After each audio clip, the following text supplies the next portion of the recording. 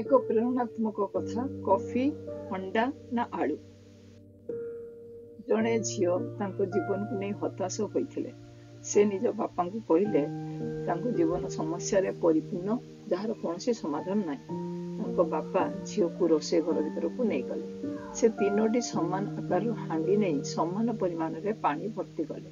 ସେ ହାଣ୍ଡି ଗୁଡ଼ିକ ଚୁଲିରେ ରଖି ନିଆଁ ଜଳେଇଲେ। ଯେତେବେଳେ ପାଣି ଫୁଟିବା ଆରମ୍ଭ କଲା, ବାପା ଗୋଟିଏରେ କଫି ବିନ୍ସ, ଦ୍ୱିତୀୟରେ କିଛି ଅଣ୍ଡା ଏବଂ ଶେଷଟିରେ ଆଳୁ ରଖିଲେ।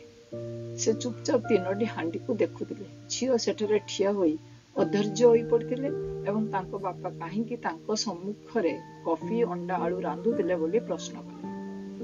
20 ମିନିଟ୍ ବିତିଗଲା ଏବଂ ବାପା ନିଆଁକୁ ବନ୍ଦ କରିଦେଲେ। ସେ ପାଣିରୁ ଆଳୁକୁ ଚାମଚରେ ଅନ୍ୟ ଏକ ପାତ୍ରରେ ରଖିଲେ। ଏହାପରେ ସେ ପାଣିରୁ ଅଣ୍ଡା ନେଇ ଦ୍ୱିତୀୟ ପାତ୍ରରେ ରଖିଲେ ଏବଂ କଫି ଏକ କପରେ ଢାଳିଲେ। ତାପରେ ସେ ତାଙ୍କ ଝିଅକୁ ପଚାରିଲେ, କ'ଣ ଦେଖୁଛୁ? ଝିଅ ଉତ୍ତର ଦେଲା, କଫି, ଅଣ୍ଡା ଏବଂ ଆଳୁ। ବାପା କହିଲେ, ଭଲ କରି ପାଖରୁ ଦେଖ ଏବଂ ଅନୁଭବ କର। ଆଳୁ ଚିପି ଦେଖିଲେ ଆଳୁ ନରମ ହୋଇଯାଇଥିଲା। ବାପା ତାକୁ ଏକ ଅଣ୍ଡା ଭାଙ୍ଗିବାକୁ କହିଥିଲେ। ସେ ଦେଖିଲେ ଅଣ୍ଡା ଶକ୍ତ ଥିଲା। ଶେଷରେ ସେ ତାଙ୍କର କଫିର ମଗ ଦେଲେ ଏବଂ ପିଇବାକୁ କହିଲେ।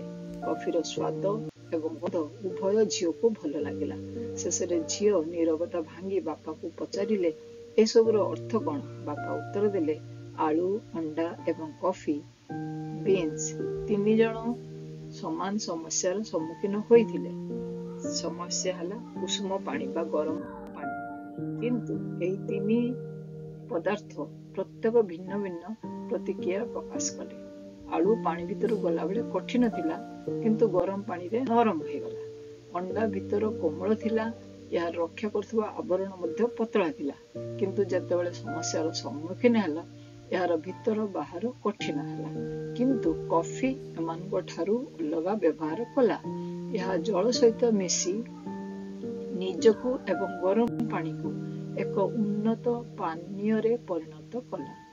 ବାପା ପୁଣି କହିଲେ, ଯେତେବେଳେ ତୁମେ କୌଣସି ସମସ୍ୟାର ସମ୍ମୁଖୀନ ହେଉଛ, ତୁମେ ଠିକ୍ କର ତୁମେ କେମିତି ପ୍ରତିକ୍ରିୟା ଦେଖେଇବ। ଝିଅ ଜଣକ କଫି ବିନ୍ସ ହୋଇ ସମସ୍ୟାର ସମ୍ମୁଖୀନ ହେବାର ସଂକଳ୍ପ ନେଲେ।